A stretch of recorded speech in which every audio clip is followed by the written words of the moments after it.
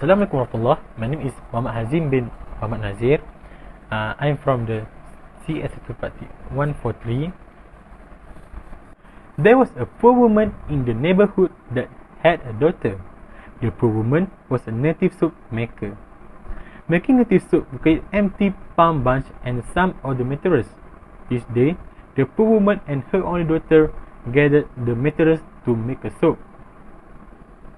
When the soap was ready, people would come from the neighboring village to buy it. One day, the poor woman and her daughter prepared soap and waited for buyers, but nobody came. They waited all day into the late evening, but still no one came to buy soap. Meanwhile, they had no food to eat at home. At some point, the poor woman's little brother could not bear the hunger anymore. Her cry forced her mother to go to the rich woman in the neighborhood to beg food for. The rich woman in the neighborhood and her 7 daughters burned the poor woman and drove her away from their house. The poor woman went outside the gate with her daughter and began to beg and cry, but the rich woman and her daughters did not care. Rather, they went out the road and drove her father away. One of the rich woman's daughters sniffed at her. Do you think we would even need anything from you? The poor woman and her little daughter went home without any food. They felt as if they would be hungry forever. As they were approaching their house, they saw somebody standing at the road. At first, they did not recognize the person, but when they got closer, behold, it was the poor woman's sister-in-law. She came to visit and also brought a lot of food with her. The poor woman quickly opened the door, took her in and told her about their order. Her visitor presented the food she brought for her, and the poor woman quickly cooked. They ate and slept.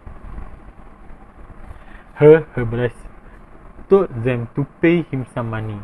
In addition, he asked them to bring an empty palm bunch. At the time, palm bunch was very scarce. The only place it could be found was the poor woman's house. Because of what they had done of the poor woman, they were afraid to go to her house and ask for help. Finally, to save their mother's life, they summoned enough courage to go to the poor woman's house. When they got to her house, the poor woman asked for half of the rich woman's wealth before she would give out of empty palm bunch for their preparation of the concoction, and that would cure their mother's ailment.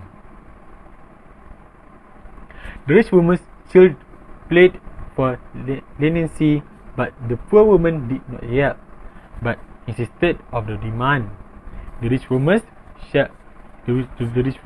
children invited other people in the neighborhood to come and help them to beg of the poor woman to accept 1/4 of their mother's wealth in exchange for empty palm bunch.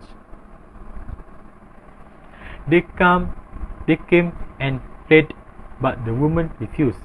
She told the people what the rich woman and her daughters did to her and her daughter when they had no food to eat. The people sided with the poor woman and blamed the rich woman and her daughter. Meanwhile, the rich woman's sickness became so serious that her daughters had no other option and to give the poor woman's half of their mother's wealth to save their mother's life.